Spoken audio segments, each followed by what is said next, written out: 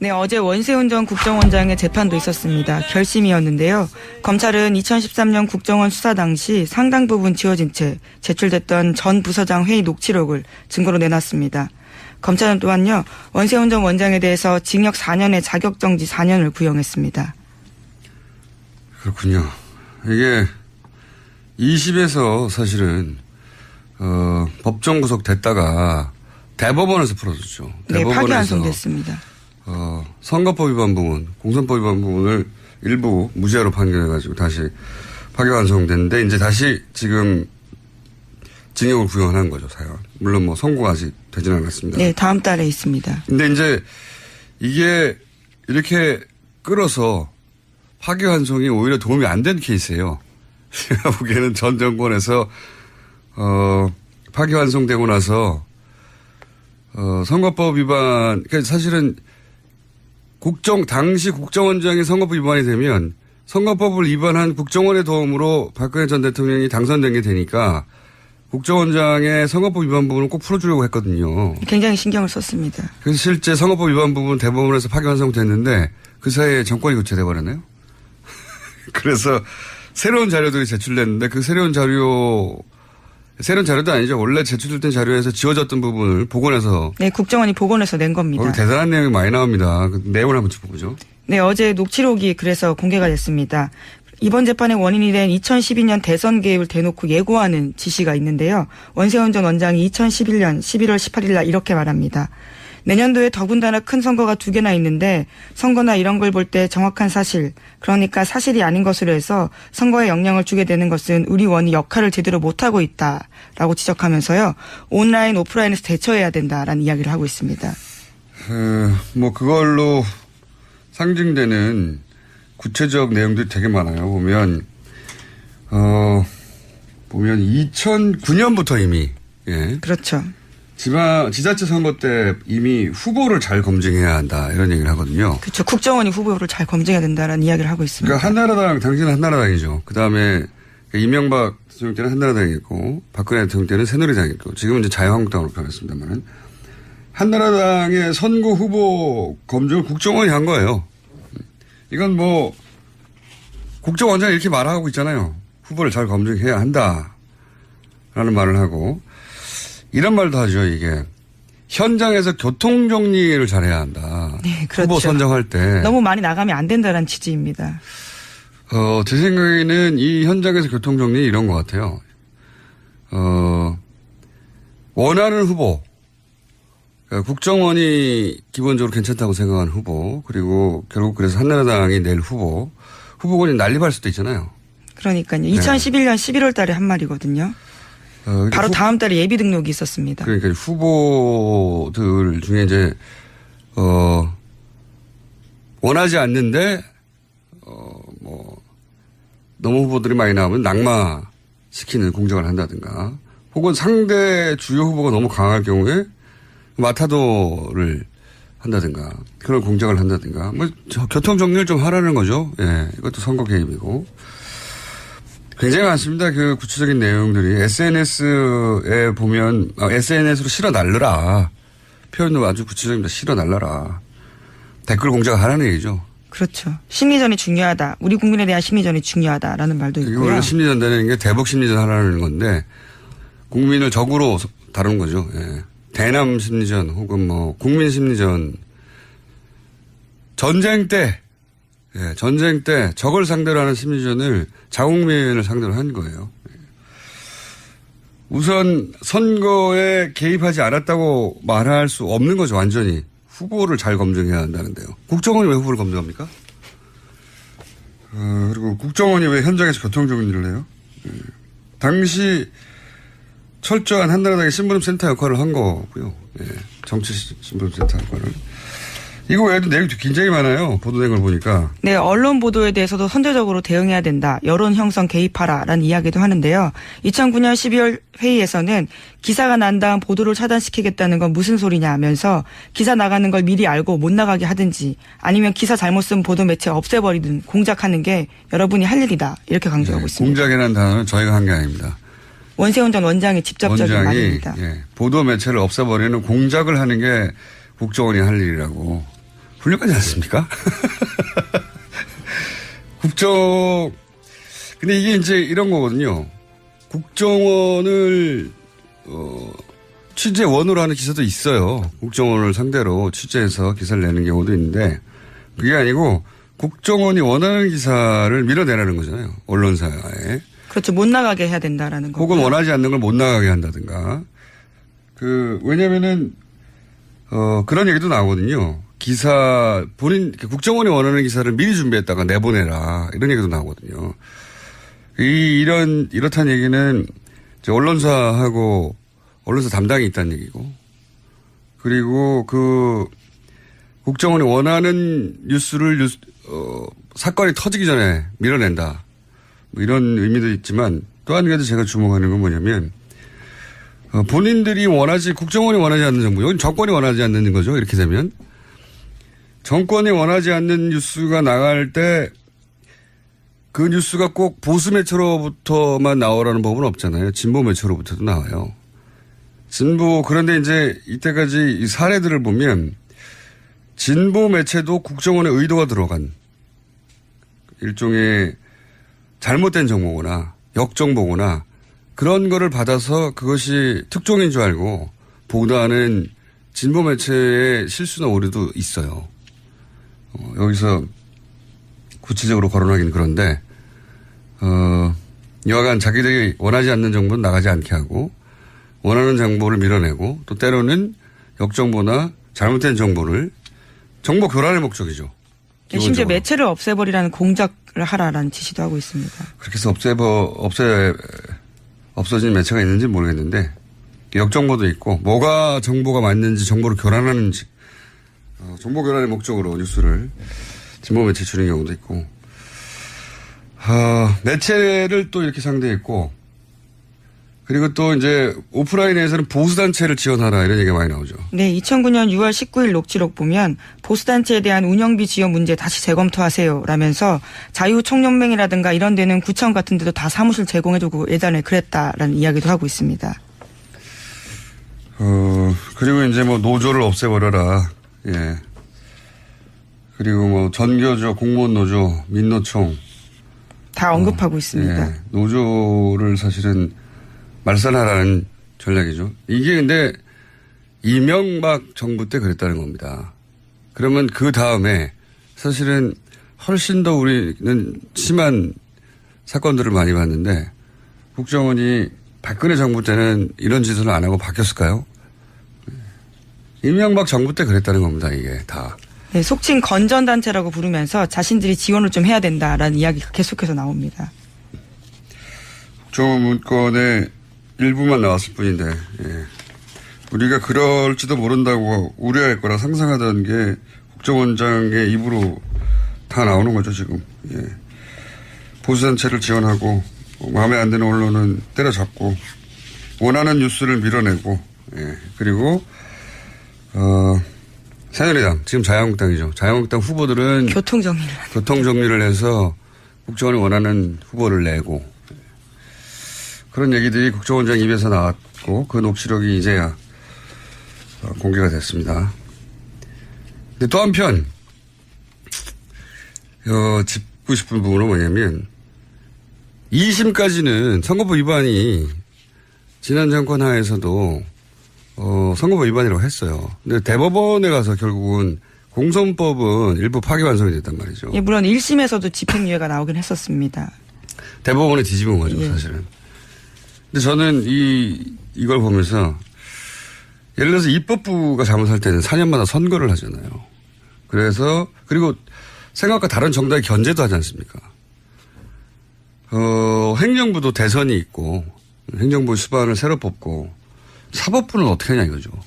사법부는 우리가 이제 한 사람 한 사람의 판사를 믿는 건데 사법부 내부가 망가져 버리면 뭘로 견제를 하느냐 도대체. 사법부 자정은 뭘로 이루어지며 견제는 어떻게 받는가. 사법부가 사실상 견제받지 않거든요. 표면적으로는. 근데 실제로는 사법부가 그러면 정말 완전히 독립적인가 의심할 수밖에 없는 판결들인데 사법개혁을 어떻게 해야 될지도 이번 기회에 이 사건을 보면서 명백한 선거 개입을 선거 개입이 아니라고 해버렸으니까요. 자, 원세훈 전 국정원장의 재판이 그래서 중요합니다. 잘못을 했으면 잘못했을 경우에 철저하게 처벌을 받으면 다시 안 그러거든요. 철저히 처벌을 받지 못하니까 계속 반복하는 거예요. 그게 처벌의 효과죠. 예. 그리고 4년도 너무 적어요. 이렇게 했는데 어떻게 4년입니까? 구형이 4년. 그것도 선고도 아니고. 자, 큰 사건이라 좀 길게 다뤘습니다. 게다가 저희가 잠시 후에 국정원 댓글 사건을 처음으로 세상에 공개한 김상옥 씨를 저희가 스튜디오에 직접 모셨거든요. 예. 그래서 더 길게 얘기를 다뤄봤습니다. 자, 노무현 대통령 서거 바로 다음 달에 퇴직하셨더라고요? 네. 제가 원래 96년, 7년 이때, 당시 안기부가, 예. 김대중 대통령 선거에 15대 대선에 개입을 해서 북풍을 일으켰어요. 그랬죠. 근데 네. 그걸 총풍도 있었고. 제가 이제 사전에 막았었거든요. 막았었는데 결과적으로. 네. 그러니까 이 댓글 사건 이전에 큰 사건이 있었죠. 김대중 후보 낙선을 위한 북풍 공작. 예, 네, 이게 있었죠. 그것의 뇌관을 제가 이제 당시 박지원 그 평민당 기조실장을 통해서 네. 이제 뇌관을 사전에 제거를 했었는데 어허. 그것 때문에 이제 이명박 정부 들어서면서 한마디로 이제 정권을 뺏기는데 제가 굉장히 이제 김대중 전 대통령의 당선에 기여한 거 아니냐라고 찍힌 인물이었다는 거죠, 그때 이미. 기여를 했죠. 그래서 이제 기여를 했죠. 이제 김대중 대통령께서 예. 처음에 대통령이 되신 뒤에 당시 안기부를 방문을 하셨는데 그때 이제 제 안부를 물어주셨어요. 그게 이제 안부를 묻다 보니까 만천하에 김상욱이 정말 그랬구나 이렇게 이제 결국은 공표하는 결과가 됐는데 이제 그러다 보니까 보수 진영에서는 제가 이제 지켜왔겠죠. 아주 굉장히 나쁜 놈이 된 거죠. 그래서 이명박 정부가 들어서고 나서 제가 본부에서 산업 스파이 검거 업무를 하고 있었는데 갑자기 인천으로 보내더라고요. 네, 자천이 되셨고. 인천에서 원래 1년 부서간 이동은 1년이 되지 않으면은 이동을 할 수 없게 돼 있어요. 근데 9개월 만에 그때 다시 원세훈이 오더니 2009년 2월에 원세훈이 와가지고 제가 2009년 3월에 다시 일주일간 조사받고 그 DJ 당선에 대해서는 뭐 그때 북풍 공작이 있었다는 것은 이제 재판을 통해서 밝혀진 거니까 그걸 문제 삼지 않고 98년도에 정권이 바뀐 뒤에 약 500여 명이 안기부를 떠났어요. 그런데 정상적인 절차를 밟아서 떠났음에도 불구하고 그때 당시에 살생부를 김상욱이 네가 만들지 않았느냐. 그렇게 조사를 일주일간 하더라고요. 사실이 아닌데도. 사실이 아니죠. 예. 살생부를 제가 살생부를 만들 정도로 뭐 그런 위치에 있지도 않았고 그리고 직원 개개인에 대해서 제가 관심이 없었고 그랬는데 그게 이제 사실 무근으로 밝혀졌는데 근데 왜 그만두셨어요? 그래도 인사조치를 해라 그래가지고 대구로 뭐 하여튼 자청하게 됐었는데 그랬는데 대구에서 했는데 2009년 5월 23일 날 노무현 대통령께서 서거를 하셨는데 이 막 그 연화장으로 이렇게 화장하는 그 이제 장례 차량이 중계되고 그랬었어요. 생중계했죠. 전 국민이 다 봤죠. 그걸 보면서 직원들이 그 고인을 폄훼하는 마치 저 들으라고 하는 듯한 얘기 굉장히 견딜 수가 없었어요. 노무현 대통령의 화장 장면을 보고 국정원 직원들이 입에 담기 어려운 얘기들 제가 차마 방송에서는 하기 어려운 욕설을 막 하더라. 뭐 그런 얘기. 잘 죽었다 한마디로 이런 식의. 그때 우리 사회 보수 쪽에서 막 이렇게 폄훼하는 말들이 있었지 않습니까? 그런 얘기들을 국정원 직원들이 제 주위에서 하고 그랬어요. 저 들으라는 듯이 마치. 그러고 있는데 원세훈은 또 그때 직원들을 삼천교육대라고 해가지고 우리끼리 영어로 삼천교육대 했는데 나이 먹은 직원들을 다시 강도 높은 훈련을 해서 아마 본인 의사는 그렇게 하면은 사표를 내지 않을까 생각을 했던 것 같아요. 근데 거기에서 벌어서 부모 봉양하고 자식 키우고 그런데 아무리 힘들어도 사표를 낼 수 있겠습니까? 계속 다니니까 사표 내는 직원이 없으니까 원세훈 원장이 그때 원장이 방송 용어로 적절할지는 모르겠는데 이 자식들은 아무리 밟아도 사표 내는 놈 하나 없다. 그래서 그 두 가지. 그 정도는 방송 용어로 아주 적절합니다. 예. 그래서 그 두 가지가 도저히 제가 있을 수 있는 조직이 아니다. 그래서 제가 사표를 내게 됐습니다. 굉장히 한나라당이죠. 그 다음에 이명박 대통령 때는 한나라당이었고 박근혜 대통령 때는 새누리당이었고 지금은 이제 자유한국당으로 변했습니다만 한나라당의 선거 후보 검증을 국정원이 한 거예요. 이건 뭐 국정원장이 이렇게 말하고 있잖아요. 후보를 잘 검증해야 한다라는 말을 하고 이런 말도 하죠. 이게 현장에서 교통정리를 잘해야 한다. 네, 그렇죠. 후보 선정할 때. 너무 많이 나가면 안 된다는 취지입니다. 제 생각에는 이 현장에서 교통정리 이런 것 같아요. 원하는 후보. 그러니까 국정원이 기본적으로 괜찮다고 생각하는 후보. 그리고 결국 그래서 한나라당이 낼 후보. 후보군이 난립할 수도 있잖아요. 그러니까요. 2011년 11월 달에 한 말이거든요. 바로 다음 달에 예비 등록이 있었습니다. 그러니까 후보들 중에 이제, 원하지 않는데, 너무 후보들이 많이 나오면 낙마시키는 공작을 한다든가, 혹은 상대 주요 후보가 너무 강할 경우에 마타도를 한다든가, 그런 공작을 한다든가, 교통 정리를 좀 하라는 거죠. 예, 이것도 선거 개입이고. 굉장히 많습니다. 그 구체적인 내용들이. SNS에 보면, SNS로 실어 날르라. 표현도 아주 구체적입니다. 실어 날라라. 댓글 공작을 하라는 얘기죠. 그렇죠. 심리전이 중요하다. 우리 국민에 대한 심리전이 중요하다라는 말도 있고요. 원래 심리전 되는 게 대북 심리전 하라는 건데 국민을 적으로 다루는 거죠. 예. 대남 심리전 혹은 뭐 국민 심리전. 전쟁 때 적을 상대로 하는 심리전을 자국민을 상대로 한 거예요. 우선 선거에 개입하지 않았다고 말할 수 없는 거죠. 완전히. 후보를 잘 검증해야 한다는데요. 국정원이 왜 후보를 검증합니까? 그리고 국정원이 왜 현장에서 교통정리를 해요? 당시 철저한 한나라당의 신부름센터 역할을 한 거고요. 예, 정치 신부름센터 역할을. 이거 외에도 내용이 굉장히 많아요. 보도된 걸 보니까. 네, 언론 보도에 대해서도 선제적으로 대응해야 된다. 여론 형성 개입하라라는 이야기도 하는데요.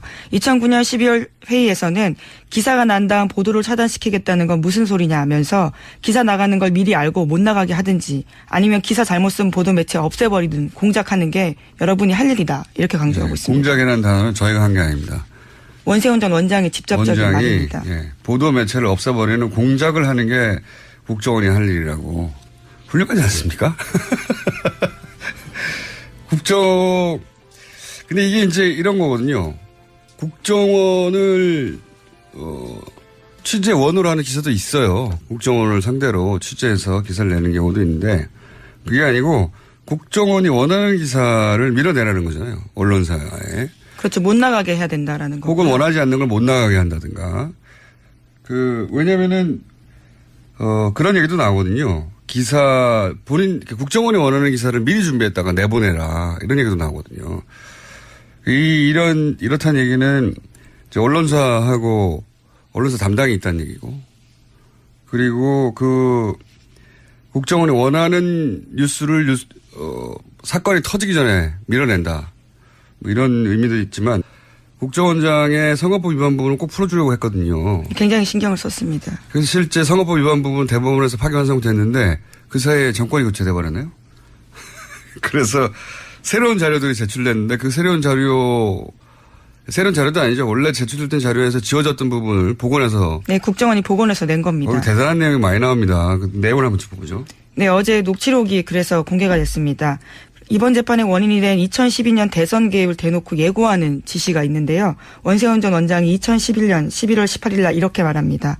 내년도에 더군다나 큰 선거가 2개나 있는데 선거나 이런 걸 볼 때 정확한 사실, 그러니까 사실이 아닌 것으로 해서 선거에 영향을 주게 되는 것은 우리 원이 역할을 제대로 못하고 있다라고 지적하면서요.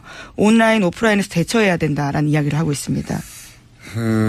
그걸로 상징되는 구체적 내용들이 되게 많아요. 보면 2009년부터 이미, 예. 그렇죠. 지자체 선거 때 이미 후보를 잘 검증해야 한다. 이런 얘기를 하거든요. 그렇죠. 국정원이 후보를 잘 검증해야 된다라는 이야기를 하고 있습니다. 그러니까 한나라당 네, 어제 원세훈 전 국정원장의 재판도 있었습니다. 결심이었는데요. 검찰은 2013년 국정원 수사 당시 상당 부분 지워진 채 제출됐던 전 부서장 회의 녹취록을 증거로 내놨습니다. 검찰은 또한요, 원세훈 전 원장에 대해서 징역 4년에 자격정지 4년을 구형했습니다. 그렇군요. 이게 2심에서 사실은 법정 구속됐다가 대법원에서 풀어줬죠. 네, 파기환송됐습니다. 선거법 위반 부분, 공선법 위반 부분을 일부 무죄로 판결해가지고 다시 파기환송됐는데 이제 다시 지금 징역을 구형한 거죠, 사연. 물론 뭐 선고가 아직 되지는 않았습니다. 네, 다음 달에 있습니다. 근데 이제 이게 이렇게 끌어서 파기환송이 오히려 도움이 안 된 케이스예요. 제가 보기에는 전 정권에서 파기환송되고 나서 선거법 위반, 그러니까 사실은 당시 국정원장이 선거법 위반이 되면 선거법을 위반한 국정원의 도움으로 박근혜 전 대통령이 당선된 게 되니까